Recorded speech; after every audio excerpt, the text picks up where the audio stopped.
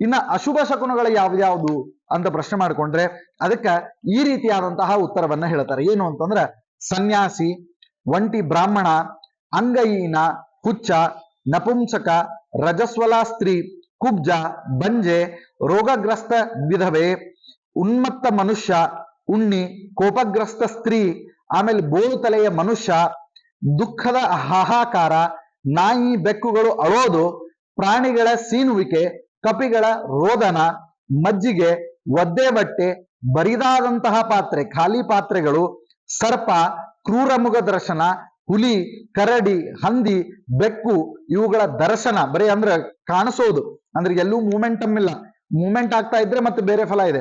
ಅವುಗಳು ನಿಂತಿದ್ದು ಅವುಗಳ ಕಾಣಿಸುವಿಕೆ ಆಯ್ತು ಅಂತಂದ್ರು ಕೂಡ ಅದನ್ನ ಅಶುಭ ಅಂತ ಹೇಳಿ ಹೇಳ್ತಾರೆ. ಧ್ವಜದ ಪತನ ಅಂದ್ರೆ ಧ್ವಜ ಇಳಿಸೋದು, ಧ್ವಜಾರೋಹಣ ಅಲ್ಲ, ಧ್ವಜ ಪತನ. ಇನ್ನ ಪೂರ್ಣ ಘಟ ಸ್ಫೋಟನ, ಏನೋ ಒಂದು ಕುಂಭ ಹೊತ್ಕೊಂಡು ಹೊಂಟಿದ್ರು ಅದು ಕೆಳಗ್ ಬಿತ್ತು ಅಂತಂದ್ರೆ ಪೂರ್ಣ ಘಟದ ಸ್ಫೋಟನ.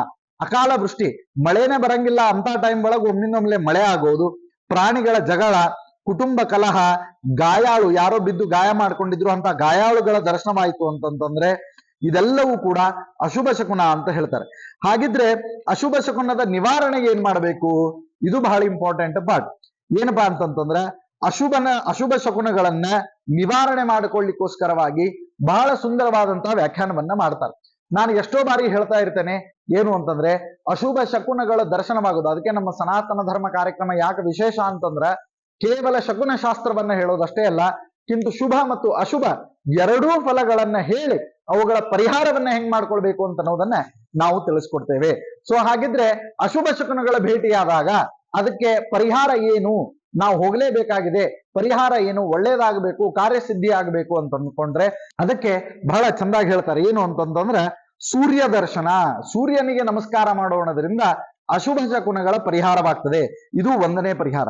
ನೆಕ್ಸ್ಟ್ ಏನಪ್ಪಾ ಅಂತಂತಂದ್ರ ದೇವತಾ ದರ್ಶನ, ಹತ್ತಿರದಲ್ಲೇ ಯಾವ್ದಾದ್ರು ದೇವಾಲಯವಿತ್ತು ಅಂತಂದ್ರೆ ಅಲ್ಲಿ ಹೋಗಿ ನೀವು ದರ್ಶನ ಮಾಡ್ಕೊಳ್ಳೋದ್ರಿಂದ ನಿಮಗೆ ಒಳಿತು ಪ್ರಾಪ್ತಿ ಆಗ್ತದೆ. ಇನ್ನ ಗುರು ಹಿರಿಯರಿಗೆ ವಂದನೆ, ದೊಡ್ಡವರಿಗೆ ನಮಸ್ಕಾರ ಮಾಡಿದ್ರಿ ಅಂತಂದ್ರೆ ಅಶುಭ ಶಕುನಗಳ ದೋಷ ಪರಿಹಾರವಾಗ್ತದೆ. ಇನ್ನ ಗೋ ಪ್ರದಕ್ಷಿಣೆ, ಆಕಳಿಗೆ ಪ್ರದಕ್ಷಿಣೆ ಹಾಕಿದ್ರೆ ನಿಮಗೆ ಅಶುಭ ಶಕುನಗಳ ದೋಷ ಪರಿಹಾರವಾಗ್ತದೆ. ಇವೆಲ್ಲವೂ ಕೂಡ ಅಶುಭ ಶಕುನದ ಪರಿಹಾರವಾಗ್ತದೆ. ಸೊ ಇನ್ನ ಇಚ್ಛಿತವಾದಂತಹ ಕಾರ್ಯ ಮುಂದುವರಿಲಿಕ್ಕೆ ನೀವು ತಪ್ಪದೆ ಆ ಕ್ಷಣದೊಳಗ ನಿಮ್ ಕಡೆಯಿಂದ ಎಷ್ಟಿರ್ತದೆ ಅಷ್ಟು ದಕ್ಷಿಣೆಯನ್ನ ದಾನ ರೂಪೇಣ ದೇವಸ್ಥಾನದ ಹುಂಡಿಗೆ ಹಾಕಬೇಕು. ಸೊ ಈ ರೀತಿಯಾಗಿ ನೀವು ಮಾಡಿದಾಗ ನಿಮಗೆ ಎಲ್ಲ ರೀತಿಯಾದಂತಹ ಒಳಿತು ಪ್ರಾಪ್ತಿ ಆಗ್ತದೆ. ಇದು ಶುಭ ಮತ್ತು ಅಶುಭ ಶಕುನಗಳ ಒಂದು ವಿವರಣೆಯಾಗಿದೆ.